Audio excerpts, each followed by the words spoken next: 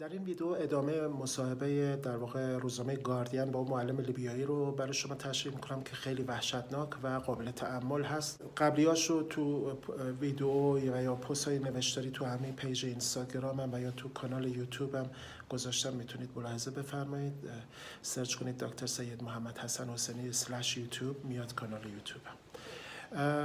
این مصاحبه کننده از این معلم لیبیایی که خیلی منتقد قهاری هم بود پرسیده بود که تو که اینقدر رک و پوست کنده بودی، خیلی مسائل رو که باید مطرح میکردی به صورت مستقیم و پوست کنده به مردم ارائه نمیدادی، دلیلش چی بود؟ این معلم لیبیایی میگه خب خیلی ساده است، اگه بخواد اوتوری این سیاست رو به خرج نمیدادم در واقع پاسدارای دیکتاتور فوراً شدن و خب از طرف دیگه من نمیتونستم پناهی داشته باشم. امپریالیسم حامی این دیکتاتور بود.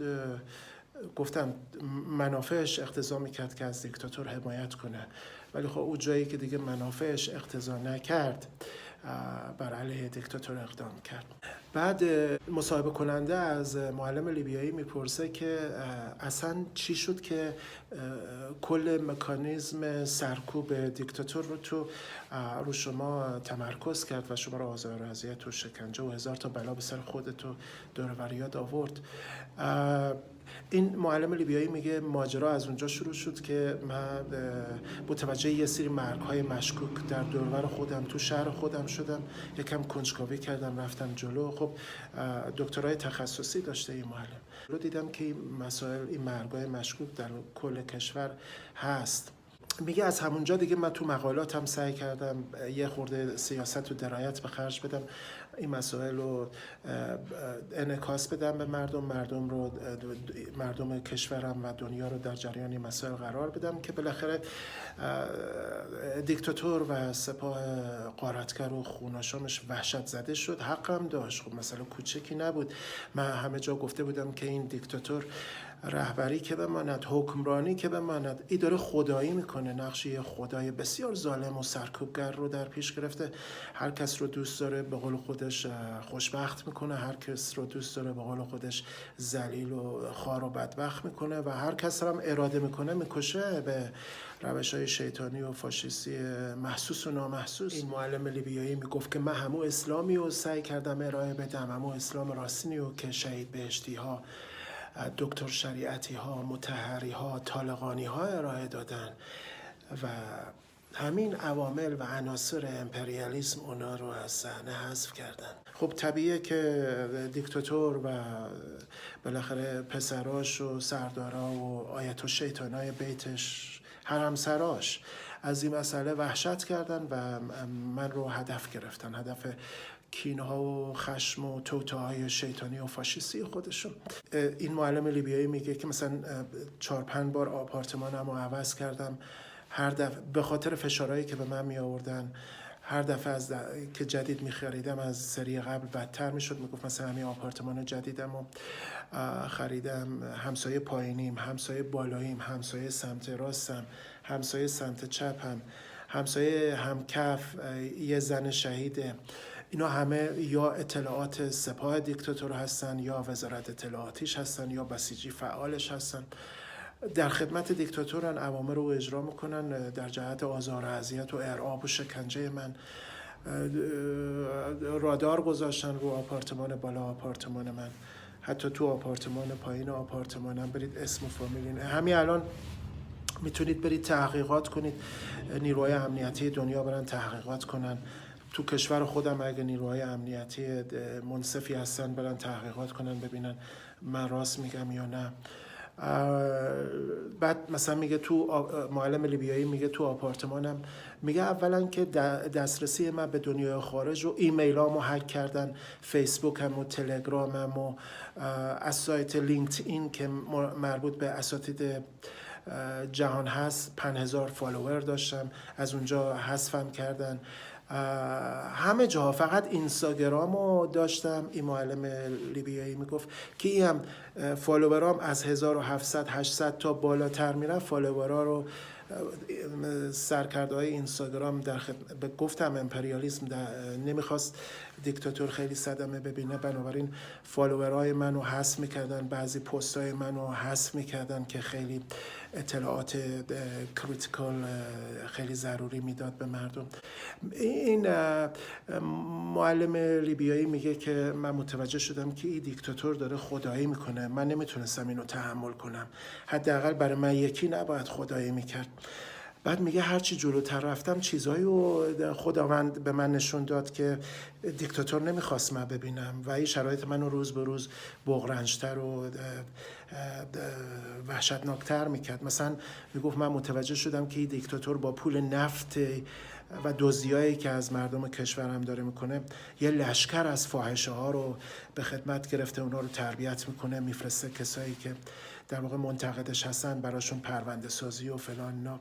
اصلا میگفت یه لشکر از لات و الوات رو به خدمت گرفته، افراد دونمایه، لومپن پرولتاریا، افراد در واقع پخمه که افراد برجسته و متفکر و اندیشمند و دانشمند رو حذف کنه، به خاطر که اینا خب در واقع اندیشهشون مخل خدایی کردن این دیکتاتور تمامیت خواه بدکاره بدنام میشد. میگه که تو آپارتمانم لپتاپم رو هک کرده بودن، به موبایلم دسترسی داشتن اگر رو مثلا هواپیما نمیذاشتم. موبایلم آیفون بود، از آمریکا همکاری میکردن با دیکتاتور، آزار و اذیت میکردن، تلفنامو شنود میکردن، اجازه ازدواج به من ندادن، گفتن تو دشمن دیکتاتوری، بنابراین باید نسلت برچیده بشه، باید ابتر بشی تا دیکتاتور حکومتش مانا بشه، ماندگار بشه. بعد میگفت که هر موقع استرس به من وارد میشد با اون راداری که با کار گرفته بودن، گفتم این رادار هست، از نیروهای امنیتی بپرسید، رادار شکنجهگر، هم جاسوسی میکنن، مثلا طبقه بالا بذارن شما رو میبینن، از رو ضربان قلب و فلان و اینا متوجه میشن، از همین موبایل در واقع دوربین موبایل نگاه میکنن، متوجه میشن شما استرس داری، استراب داری، خوشحالی، فلانی. بعد از اونا سوء استفاده میکنن، از مکالمات شما سوء استفاده میکنن در جهت آزار و اذیت و ارعاب و شکنجه بیشتر شما. این طبقه پایینی یه مدت میگه معلم لیبیایی میخواستم بخوابم، دقیقاً زیر گوش من میخ میزد، نمیذاش بخوابم، خیلی آزار و اذیت میکردن. این معلم لیبیایی میگه من همه رو تو اینستاگرامم گذاشتم، تو مقالاتم، تو کتابم، تو وبلاگم، میتونید برید ببینید با من چه کار کردن، بخشی از کارهایی که دیکتاتور با من کرد، دیکتاتوری که خدایی میکرد ولی خب مرد رفت، حالا کاری ندارم، میخواد لباس پیغمبرم پوشیده بود ولی خب اگه به خدا و بهشت و جهنم اعتقاد داشت حداقل با امثال من این رفتارها و برخوردها رو نداشت. هر موقع استرس هم میگفت تو آپارتمان، حالا 1000 تا برنامه سر من می آوردن، زیاد میشد، مثلا اون آپارتمان روبرویم می اومد، در آپارتمانش آهنی بود، فلزی بود، باز میکرد زنجیر مینداخت میبست فلان، اصلا زندان بود اینجا. بعد از اون گوشه استرس من بالا میرفت، مثلا رو دراز کشیده بودم، لپتاپم بود، لپتاپ اتومات روشن میشد، اتومات خاموش میشد، موبایلم یه زنگ میزد، از این گوشه اتاق یه صدا زنگ میومد، آزار و اذیت میکردن، از طریق ایمیل ارعاب میکردن، آزار و اذیت میکردن، تمسخر میکردن، تحقیر میکردن. حالا جالبه که این معلم لیبیایی میگه که مدرسه‌ام منو به مدارس، میگه دکترا تخصصی داشتم، منو مدارسی میفرستادن که همه نیروها اطلاعاتی بودن، از قبل برنامه چیده بودن که 1 سال منو آزار و اذیت و شکنجه کنن، بعض وقتا کلاس هم میذاشتن برم، این دانش آموزای به قول ما بسیجی خیلی میگه منو آزار و اذیت میکردن. دانش آموزام، دانشجوام، دوستام هستن، میتونن کسایی که مایلن برن تحقیقات کنن ببینن من راست میگم یا نه. این معلم لیبیایی میگفت. بعد حتی میگفت که دیگه، میگفت تو آپارتمانم هم دوربین گذاشته بودن، حتی غذایی که من میخوردم، مثلا یه بار یه غذای مثلا چلو مرغ میخواستم بخورم، آزار و اذیت میکردن که حرامه نخور، تو پول تو رو ما میدیم، مثلا ماهی $200 بهش میدادن، 6 میلیون تومان، مثلا 27 سال سابقه داشته، متوسط دریافتیش 1,200,000 بوده، حساب کرده تو اینستاگرامش گذاشته. بعد از حقوقش حکم کارگزینیش رو دستکاری کرده بودن، ظرف 10 سال 250 میلیون تومان دزدیده بودن. این معلم لیبیایی میگفت دادگاه بالاخره چاره ای ندیده جز اینکه آموزش پرورش رو محکوم کنه، محکوم کرده. بعد 7 میلیون بهش دادن از این 250 میلیون، بعد که 4 میلیون به دادگاه ها از این معلم لیبیایی گرفتن. بعد گفته 7 میلیون باید آموزش پرورش بده، نهایتا آموزش پرورش 5 میلیون داده. گفته بقیه‌اش چی؟ گفته خمس و زکاتته برداشتیم. حتی تو راه مدرسه و خونه هم آزار از تو کوچه‌ای که میگه من میشستم، میتونید الانم برید ببینید، اسم کوچه رو چک کنید. حداقل 10 تا دوربین گذاشتن، بیشتر به خاطر که استرس وارد کنن. خود تو آپارتمان هم دوربین گذاشتن، تو اتوبوس‌ها هم میگفت دوربین بود، ماشین نداشتم، با اتوبوس رفته آمد میکردم. میگفت تو هر اتوبوس 2-3 تا اطلاعاتی بود، یکی میومد کنار من میشسته، یکی رو بر. حتی تو اتوبوس هم میگفت آزار و اذیت میکردن. میگفت مثلا من هر بلایی سر من می آوردن، یه شیخ و جلو من می آوردن، تلاش داشتن که من بر علیه اسلام حرفی بزنم که راحت‌تر منو از سر راه خودشون بردارن. خیلی کارا میکردن. یکی دیگه از توحشاتی که سپاه غارتگر و خوناشامی، در واقع دیکتاتور، در حق معلم لیبیایی انجام داده بود، معلم خودش میگه، من ترجمهش کردم، میگفت تو خونم میومد، بارها گفتم، مثلا قرصای فشار خونم و تاریخ گذشته میکرد، بارها و بارها تا مرز سکته مغزی میگفت منو پیش بردن. مثلا میگفت 3 بار بیمارستان روانی آزادی ترابلس منو بردن، یه بار دیگه به قصد کشتن واقعا بردن دیگه. از اونجا که اومدم بیرون، میگفت یه ویدیو گذاشتم، میتونید برید تو کانال یوتیوب هم یا تو همین پیج اینستاگرام هم ببینید. روزی 17 تا قرص تو بیمارستان روانی به این میدادن که 200 تا کتاب مقاله نوشته، سبک نظریه پرداز در حوزه تعلیم و تربیت و آموزش، دکترا تخصصی از هندوستان گرفته بود. از بیمارستان روانی که آزادش کردن دفعه سوم، همون روز 17 تا قرص رو گفته بودن بخور. این معلم لیبیایی میگفت این قرصا دادن به من، قصد کشتن منو داشتن. میگفت تا 50 بار به لب سکته مغزی رسیدم. هی زنگ زدم به دکترم، گفتم که اینطوریه چیکار کنم؟ میگفت هی گفت طاقت بیار آقای دکتر، طاقت بیار. میگفت خب من بهش گفتم دارم میمیرم، همه بدنم میلرزه، امکانه که فلج بشم هستی قرصا دیگه. واقعا میگفت که فقط میرفتم تو گوشه آپارتمانم دراز میکشیدم که فقط میلرزیدم و ناراحت بودم و فلان و اینا. میگفت نهایتا رفتم پیش یه دکتر دیگه، او 17 تا قرص آورد، بعد 1 ماه به یه نصف قرص و تموم شد، ماجرا حل شد. ولی میگفت قصد کشتن، بارها دیکتاتور قصد کشتن منو داشته، به روش‌های مختلف ویدیو گذاشتم، مقاله نوشتم. حالا این معلم میگفت که وحشتناکتری بود که مثلا جایی من مقاله منتشر میکردم، مثلا راجب، حالا تو وبلاگم برید ببینید، یا کامنتی میذاشتم جایی، بعد 1-2 روز میدیدم از شهرستان زنگ میزدن میگفتن فشار خون مادرم رفته بالای 17. بعد که من تکرار میکردم به کامنت گذاشتن، این ماجرا ادامه پیدا میکرد. نهایتا میگفتن پزشکای در واقع مزدور دیکتاتور به مادرش میگفتن که تو به عمل جراحی قلب نیاز داری. و بعد میگفت که دیکتاتور به من میگفت اگه ادامه بدی مادر تو ازت میگیریم. میگفت من میدونستم این کارو میکنه. دیکتاتوری که من شناختم یه مادون شیطان بود، مادون حیوانم نبود. اونجا یه ویدیو تو اینستاگرام هم گذاشتم که فرق مادون شیطان با شیطان چی است. بعد میگفت این معلم لیبیایی میگفت من رفتم شهرستان تحقیق کردم، بررسی کردم، دیدم یکی از این همسایه هامونو به استخدام گرفته دیکتاتور. وقتی پدر مادرم میرن بیرون میاد قرصای مادرم رو عوض میکنه، همینطوری پله پله فشار خونشون میبرن بالا، از این دکتر بود دکتر فلان، اگه لازم ببینن زیر عمل میکشنشو. بعد میگن نشد، عمل موفقیت آمیز نبود. حالا این که من میگم مادون شیطانه دیکتاتور، معلم لیبیایی میگه به خاطر اینکه شیطان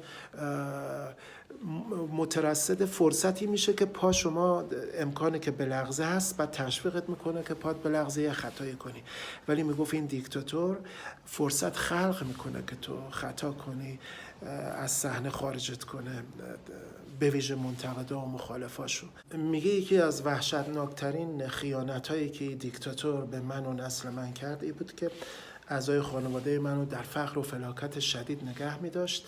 بعد اینا رو بعد مدتی که حسابی عذاب می‌کشیدن از فقر و فلاکت و اینا، از طریق واسطه هاشون جذب میکرد. جذب اطلاعات ارتش یکی و یکی اطلاعات سپاه همین دیکتاتور. یکی مثلا میگفت خاده ها بشه، میگفت تو طرابلس پایتخت لیبی خیلی در واقع تقریبا تمام اعضای خانواده منو بر علیه من به کار گرفتن، چون چاره دیگه ای نداشتن. اگه با دیکتاتور همراهی و همکاری نمی‌کردن حق زندگی رو از اونا هم میگرفت دیکتاتور. از یکی دیگه از خیانت‌هایی که در واقع ستم‌هایی که دیکتاتور به سر این در واقع معلم لیبیایی آورده بود این بود که از هر کانالی استفاده میکردن بهش خسارت وارد کنن. با آپارتمانش به محض که یک کامنت جای میذاش میرفت بیرون میومد، میدید مثلا سنگ توالتش خراب شده فلان، هر بار 500,000 تومان، 1,000,000 تومان، هر ماهی یکی دو تا خسارت بهش میزدن. اینطوری خب حقوقش هم کم بود، خیلی تحت فشار گذاشته بودنش. دقیقاً همین کارا رو با پدر مادر این، با دیگه از خانواده این معلم لیبیایی هم میکردن. منتها خب اینا متوجه نمیشدن. هر وقت این معلم لیبیایی میگفت من میرفتم شهرستان، از 1000 کانال خسارت میزدن. میگفت مثلا خیلی آزار اذیت میکردن. فشار خون پدرم اینقدر بالا میرفت که از چشمش خون میومد، چه خونریزی میکرد. پزشکا رو نمیذاشت که به ما رسیدگی کنن به اطوری که وظیفهشون هست. حتی خیانت میکردن. 10 بار از خونه های خودم و خواهر و برادرام دزدی کردن. خیلی راحت مشکوک بود. مقالات زیادی نوشتم راجع به خیانت ها و جفاهایی که دیکتاتوری که ما خودمون به سر کار آوردیمش. خب ما فکر نمی‌کردیم میخواد اینقدر درنده و وحشی از کار در بیاد. قبلا خب لباس پیغمبر رو پوشیده. این معلم لیبیایی در ادامه مصاحبهش با گاردین میگه که من واقعا وحشت تمام وجودم رو ور می‌داشت وقتی می‌دیدم هرچی بیشتر از حق و حقیقت میگم، هرچی بیشتر از چگونگی تشخیص و تمییز حق از باطل میگم، هرچی بیشتر از اسلام راستین میگم، هرچی بیشتر از شیوه زمامداری پیغمبر مسلمان‌ها میگم، پیامبر اکرم صلی الله، هرچی بیشتر از دلایل مسموم و معدوم کردن امامان میگم، هرچی بیشتر بر علیه اختلاسگرا و دزدا میگم، هرچی بیشتر افشاگری میکنم مواردی رو که باید انجام بدم به عنوان یه مسلمان در یک کشور اسلامی، دیکتاتور و سپاه دیکتاتور رو وحشت بیشتری فرا میگرفت و بنابراین شدیدتر من رو آزار و اذیت و شکنجه میکردن و تهدید جانی و مالی و ناموسی و حیثیتی و ارعاب و غیره. و وقتی میدیدن که این مسائل برای من مهم نیست، همین تهدیدها رو برای نزدیکانم انجام. در ادامه مصاحبهش این ادوکیتور لیبیایی با گاردین میگه که مخوفترین شکنجه و ویران کننده ترین شکنجه‌ای که سپاه بیرحم دیکتاتور خوناشام منو میکرد ای بود که همزمان با این که در واقع دوروریای من و اعضای خانواده من رو بیشترشون رو به خدمت گرفته بود، از کانال‌های مختلف به شیوه‌های متفاوت به من القا میکرد به شیوه‌های خیلی پیچیده که مثلا اعضای خانواده من حالا هستن 100% در اختیارش هستن و هر کاری دوست داره با اونا انجام میده. حالا یه مسائلی هست نمیشه گفت اینقدر وحشتناک و بیرحم بودن. بعد میگفت همزمان سعی میکرد از کانال‌های متفاوت به من تفهیم کنه که من بی کس و تنها هستم توی دنیا و بعد بی شرمانه بدون اینکه منو بشناسه، جنس منو درک کنه، یأس و نومیدی رو در من پمپاژ میکرد و بعد همزمان پیشنهاد خودکشی به من میداد. میگفت من چند بار به این دیکتاتور از کانال‌های مختلف تو مقالاتم بهش گفتم نگاه کن تو قبل اینکه این پیشنهاد رو به من بدید برو ببین DNA من، خونی که در رگای من جاری هست از کجا نشأت میگیره، بعد بیا هر تهدیدی داری، هر پیشنهادی داری و مطرح کن. من آدمی نیستم که بخوام خودکشی کنم. من اگه خیلی تحت فشارم بذارید میام دادستان شهر رو، رئیس پلیس شهر رو، قاضی شهر رو که سرکرده های قاتلا و دزدای شهر هستن هدف میگیرم. بنابراین سعی کنید قبل اینکه حرفی میزنید دوبار فکر کنید. بعد این ادوکیتر لیبیایی میگه که من به این نتیجه رسیدم که این رژیم شیطانی و فاشیستی، من با تفنگ و قلم و این که برم دادستان رو بکشم یا رئیس پلیس سرکرده دزدا و شکنجهگرای شهرم رو بکشم اینطوری فایده نداره. من خیلی مؤثرتر میتونم عمل کنم با توجه به این قابلیتایی که خداوند به من داده. این روش ها برای افراد عادی جامعه که اینطوری تحت آزار و اذیت قرار میگیرن مناسب هست. میگفت 2 تا تئوری آموزشی سیاسی ارائه دادم بعد ریجکت کردن تئوری‌های تئوریسین‌های غربی و یه روش تدریس آگاهی و تعالی و رهایی بخش ارائه دادم، در واقع که ضد استبدادی، ضد کپیتالیستی و ضد امپریالیستی است و در واقع برای سرنگون کردن نرم و نامحسوس حکومت‌های دیکتاتوری به طور عام و این حکومت خودکامه به طور خاص برای سرنگونی اینا هست و برای گذر مسالمت‌آمیز به دموکراسی و تمدن و یه دنیای بهتر. میگفت این تئوریا و روش تدریس من دیکتاتور و به ویژه در واقع اربابای امپریالیستش رو خیلی وحشت زده تر کرد، شرایط من بغرنج تر شد، نهایتاً سعی کردم از کشور فرار کنم. دیگه امپریالیسم اجازه نداد که هیچ کشوری به من پناهندگی بده. بنابراین میگفت من برگشتم تو کشور خودم، خب با این ذهنیت که بالاخره همه اجداد من رو نتونستن تحمل کنم، منم با اونا تفاوتی ندارم، هر کار دوست دارن میتونن انجام بدن. من میشن زندگیمو انجام دادم، مأموریت زندگیمو انجام دادم. چندین بار منو بردن بیمارستان روانی که بگن این دیوونه حرفاشو گوش ندید، دیدن فایده نداره. این معلمه میگه که من ادامه دادم، منو بردن زندان، ادامه دادم به افشاگری، انفصال از خدمت برام زدن، ادامه دادم، زدن در واقع نیروهاشون، پرده گوشم رو پاره کردن، دندونم رو شکستن، بدنم کبود شد.